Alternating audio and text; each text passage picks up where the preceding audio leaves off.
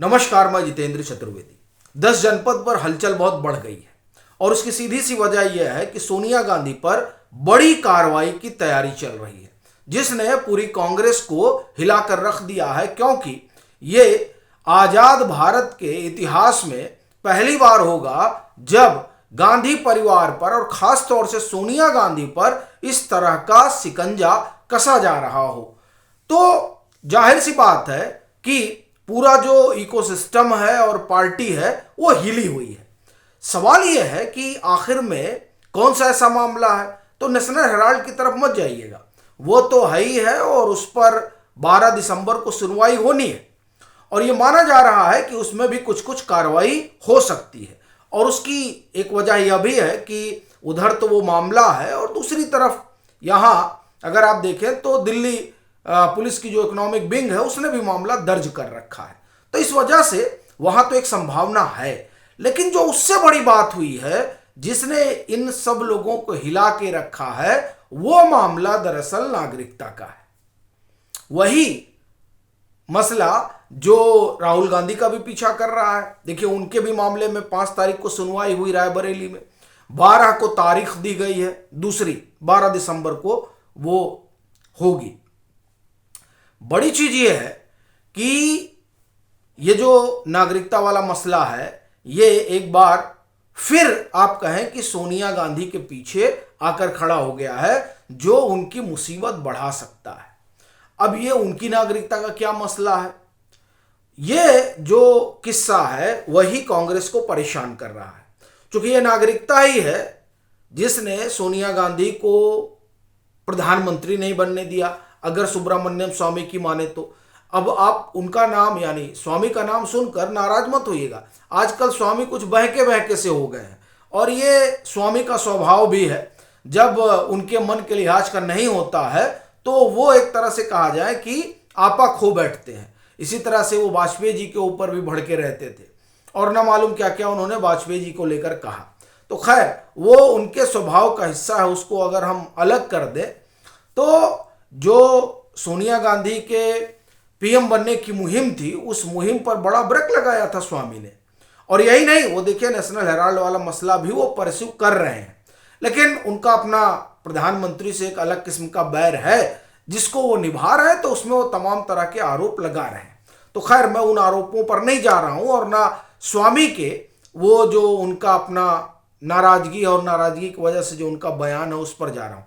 अपना पूरा फोकस इस बात पर है कि कैसे सोनिया गांधी के ऊपर एक तरह से कहा जाए कि शिकंजा कसा जा रहा है।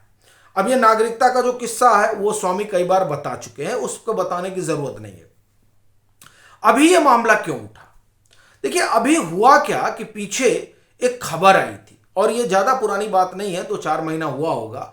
वो ये कि सोनिया गांधी जो है उन्होंने 30 अप्रैल 1983 को भारत की नागरिकता ली, लेकिन वो भारत की नागरिकता लेने से पहले ही जो मतदाता सूची है उस मतदाता सूची में उनका नाम आ गया था 1980 से ही। अब ये बड़ी रहस्यमयी बात है कि भैया वो नागरिक बनी 83 में और मतदाता सूची में उनका नाम आ गया 1980 में ही।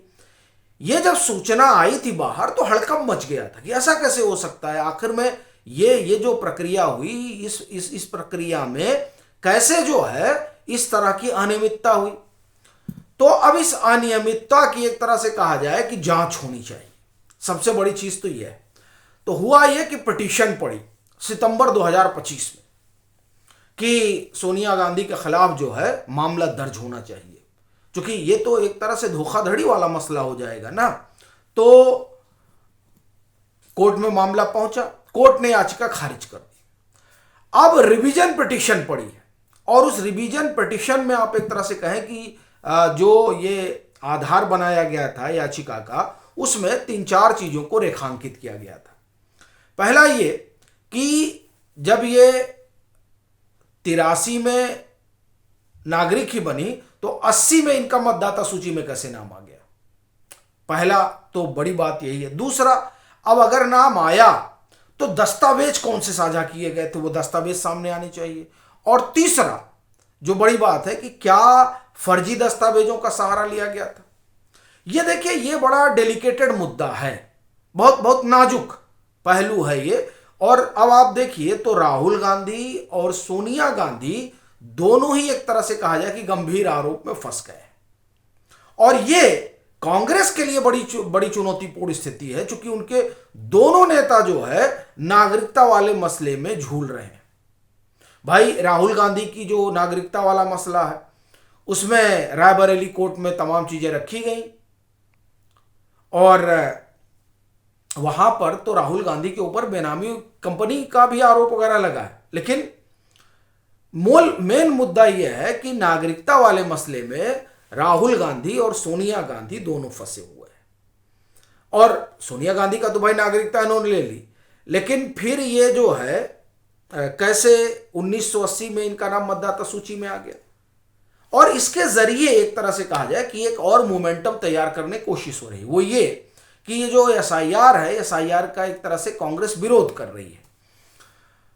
इस मुद्दे को उठाकर यह बताने की कोशिश हो रही है कि कांग्रेस का यह स्वभाव रहा है, मतलब इस तरीके का एक विमर्श खड़ा करने की कवायद है कि कांग्रेस ऐसे ही करती रही है, वो लोगों को ऐसे ही जो है नागरिकता मतदाता सूची में शामिल करती रहती है।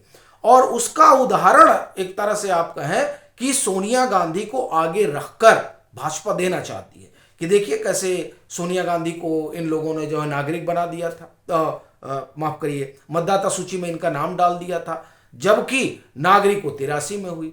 तो इसी तरीके से वो जो एसआईआर है उस एसआईआर के खिलाफ जो ये लोग नैरेटिव गढ़ाना चाह रहे हैं, यानी कांग्रेस और विपक्ष, खासतौर से कांग्रेस उसमें लंबरदार है, तो उसके काउंटर में एक तरह से कहा जाए कि ये मामला खड़ा हो गया और ये चर्चा होने लगी है। जो एक तरह से कहें कि भाजपा का समर्थक वर्ग है वो इस मामले में जो है अब दिलचस्पी लेने लगा है कि भाई ये तो जो है ये कांग्रेस का तरीका है कि ये सबको ऐसे ही मतदाता सूची में डलवा देती है अपना वोट बनाने के लिए। तो इससे एक तरह से कहा जाए कि एक तो भाजपा नैरेटिव गढ़ने में सफल हो गई, दूसरा सोनिया गांधी के ऊपर तलवार लटकने लगी है और यह अपने आप में बड़ी बात है। अभी तक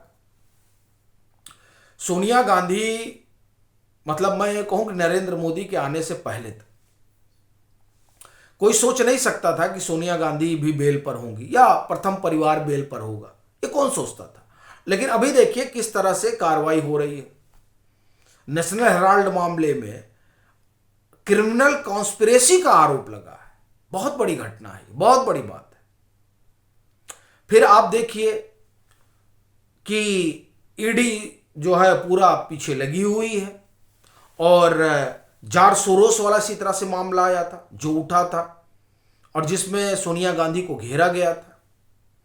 अभी ये जो मामला है वो सीधे तौर पर आप एक तरह से कहें कि नागरिक बनने से पहले मतदाता सूची में जो नाम दाखिल हो गया उसको लेकर है। तो उस बाबत जो है रिवीजन पिटीशन डाली गई, चूंकि पहले वाली खारिज कर दी गई थी। तो ये जो कुल मामला है, ये मामला देखिए बहुत गंभीर है और अगर ये बात साबित हो जाती है कि फर्जी दस्तावेजों के जरिए इन्होंने नागरिकता हासिल की थी 1980 में, सत्ता का दुरुपयोग करके, माफ करिए नागरिकता कह रहा हूं, सत्ता का दुरुपयोग करके ये मतदाता सूची में 1990 में इनका नाम आ गया नागरिक बनने से पहले, तो कांग्रेस के लिए आप समझिए कि ये सबसे बड़ा सेटबैक होगा और ऐसा लगता है कि ये लोग साबित कर ले जाएंगे।